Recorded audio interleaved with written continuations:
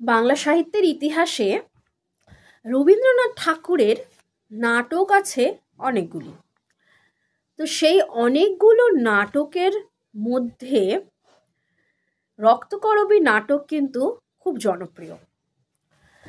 তো রক্তকরবী নাটক সম্পর্কে আজকে দু এক কথা আলোচনা করব।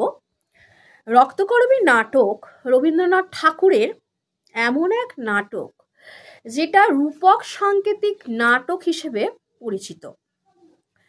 এই নাটক 1926 সালে প্রকাশিত হয়েছিল বাংলার 1333 বঙ্গাব্দ। 1330 সালের গরমের ছুটিতে শিলংয়ে বসবাসকালে রবীন্দ্রনাথ ঠাকুর এই নাটকটার নাম রেখেছিলেন যক্ষপুরী। প্রথমে উনি নাম রেখেছিলেন নাটক